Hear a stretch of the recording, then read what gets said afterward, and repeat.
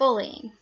We all have a basic understanding of what it is. According to the National Center Against Bullying, it is defined as when an individual or a group of people with more power repeatedly and intentionally cause hurt or harm to another person or group of people who feel helpless to respond. Bullying can continue over time and will probably continue if no action is taken.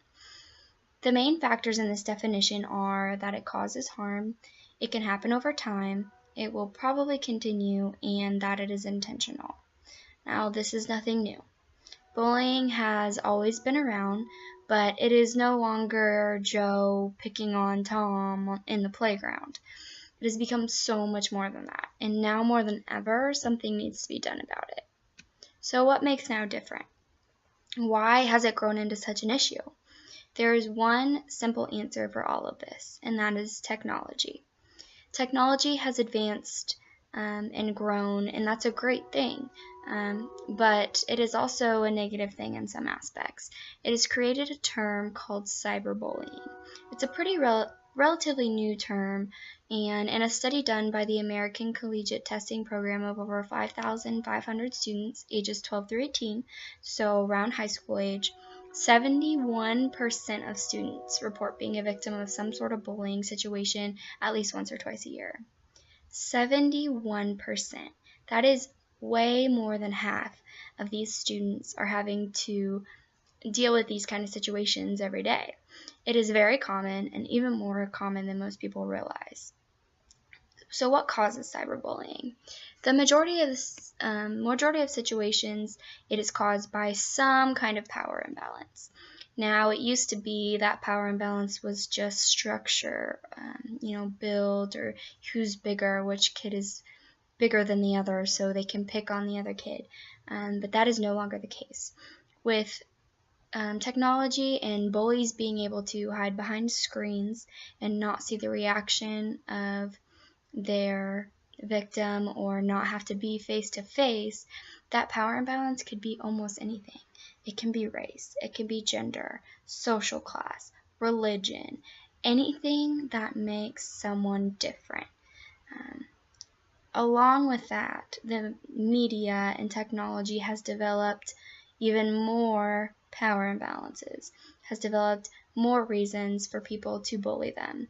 One of them is body image. The documentary Misrepresentation explains the unrealistic body image standards that women have to live up to and how the media has put this to an extreme. We see celebrities and models and these people on TV that aren't what real women look like, but that's what we're expected to look like. This causes lots of pressure for young women, and the ability of the media to share these images of people gives the ability to bully and point out these inconsistencies and the body image standards that aren't being reached even more. A lot of people think that when it comes to body image, it's only women, but that's definitely not the case. A similar documentary called The Mask You Live In shows the men's side of it.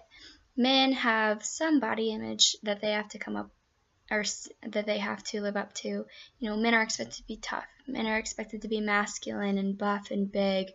And this documentary uses the term man card a lot as something that kind of hurts men. It's a joke a lot of the time. The man card, your man card is revoked, or you're doing something that you're going to lose your man card. That just shows that all of the actions that are looked at as not acceptable almost by society for men. One of those is emotions. Men are not supposed to show emotions, but just because they're not supposed to show them doesn't mean they don't have them, and that can be dangerous as well. It also talks about how for men it's cool to discriminate and sexualize against women, and that can be dangerous because that alone is bullying.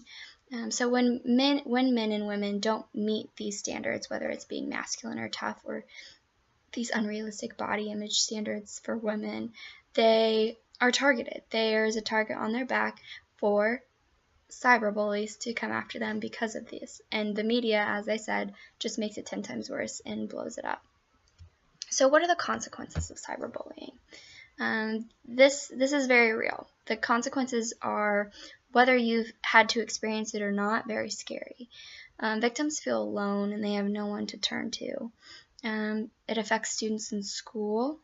Whether it's just something as simple as they can't focus because of what someone posted about them last night, or the message on social media that they received during their break, that affects their grades. They cannot show up to school and sometimes even drop out of school.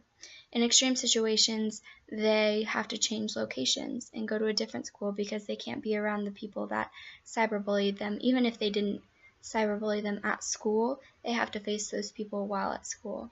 And the change in location can affect someone as well. That's a huge transition, especially for someone of high school or younger even. It's a big transition to go through, and it's hard on them. In very extreme situations, it can even lead to suicide. I had a friend growing up who we knew him in the neighborhood.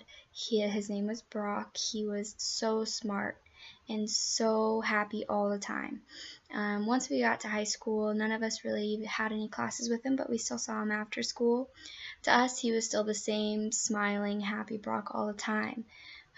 But at school, he loved learning.